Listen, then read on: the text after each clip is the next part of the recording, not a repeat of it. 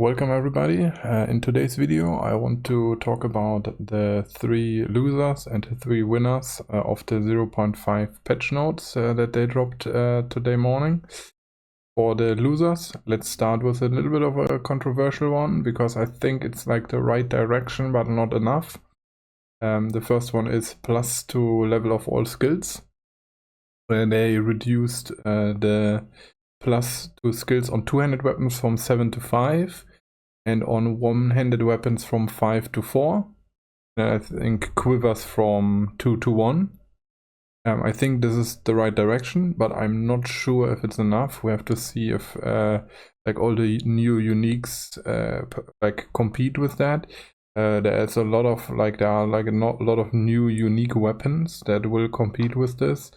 And one of the biggest problems with the +2 level of skills is always that any item that doesn't have them basically competes with them in a manner where it's like you can't really use the unique anymore. That's like very unfortunate in a lot of cases. Also the level they start appearing is now level 18. So in Act 1 and like the start of Act 2, you don't have to worry about that. I think that's a good change, especially early on. Just finding like raw DPS weapons is like way cooler than just finding weapons with +2 level of skills. Number 2 on the loser side, which is that was a little bit of a like hope for my side from SSF perspective.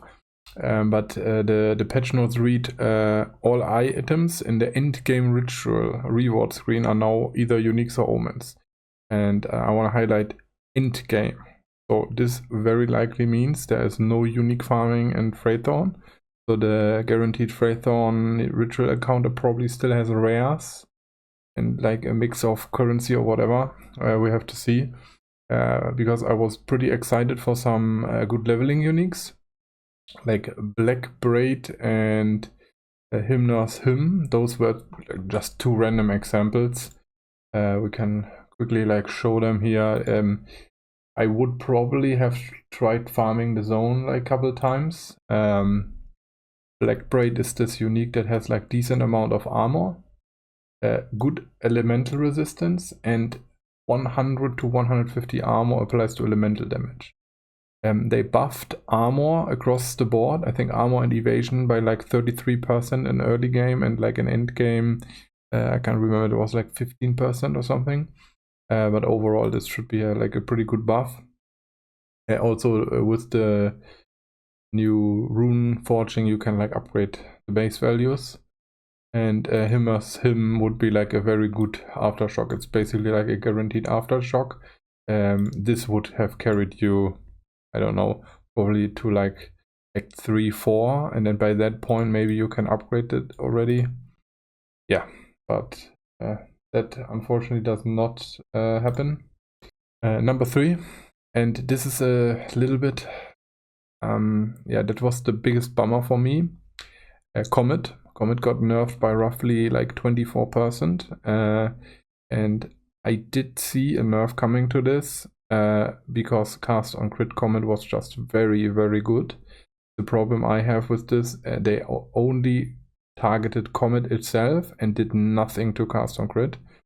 So basically this makes it so that self-casting Comet as like a rare and boss finisher is not really like that good anymore. I mean, it's probably still okay, but not like super duper good, and I will definitely not league start with this. But yeah, my biggest disappointment with this is that cast on crit itself was not targeted at all, because I feel like they could have done something where like the base cast time of the skill versus the energy you need to trigger the skill. They could have done something with this, because Comet is a very long casting skill and they could have done some balancing there. Yeah, let's move on to the winners. Winner number 1, Rolling Slam. They cut half a second of flat attack time. This skill always had plus 1.5 seconds flat added attack time, and now it's only 1 second. But they also lowered the damage a little bit. Overall, I think this is like from a DPS standpoint pretty much the same. You do like a little bit less bursty damage, but like the DPS is the same. But this will probably be a very good feeling buff, and you never used Rolling Slam as a main skill anyway. Usually you use it to trigger fissures, and for this purpose it now is way better. Just for general mapping it should feel like a lot better. Second one, the inevitable Agony skill from the Chronomancer. I talked about this in my last video already a little bit, but the patch notes made some things clear. Basically this is no longer a curse skill. It has no delay and a 2-second cooldown.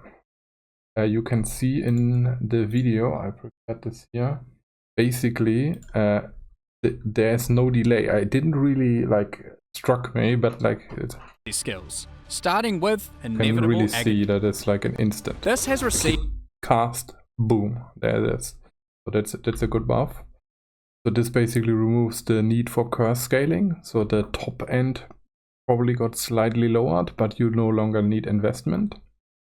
And because there's no delay anymore, it's just massive quality of life. And as an additional thing, there's also an inherent cull threshold in the skill now, so this is like a little bit better. So basically, because this is no longer a curse and you have cull, this is also like a group play buff, because curses had a player penalty per player in the zone. The curses got weaker. This no longer applies to this, so as a support skill, this is pretty nice. The biggest hurdle of this is probably the AoE scaling, because area for curses was very easy to get, and now because it's no longer a curse skill, this scaling vector is missing. Yeah, and now to number 1 or number 3, resistance swap. With the new league mechanic, they added 3 fluxes which can be crafted from remnants to transform the resistances on your items from one element to another. This is amazing for SSF. This no longer invalidates big drops that have just the wrong resistances to like use them. Either you couldn't use them at all or not directly when you drop them. The biggest question is, do these be in quantities where you can actually use them during the campaign? That's what really makes this like makes or breaks this for like SSF. Because if you get like 1 or 2 during the entire campaign, it will be not as good, but you can like over each act do it like 1 or 2 times on items. That would be really good. And then for end game, still okay. Like if you need to, like you have a new gear piece, you switch it around, overall maybe more resistance, but like the resistances got changed a little bit. Yeah, that's my personal list. As a like closing thought, one thing I was pretty disappointed with the patch notes is nothing in the patch notes gave me like this epiphany where like, okay, this I want to do now, this I want to league start. Like I'm still on the fence about it. I don't know what to league start. So that's like, I guess, the only disappointment from the patch notes for me. So yeah, we have to see. But yeah, that's it for today's video. Thanks for watching, everybody, and see you in the next one. Bye bye.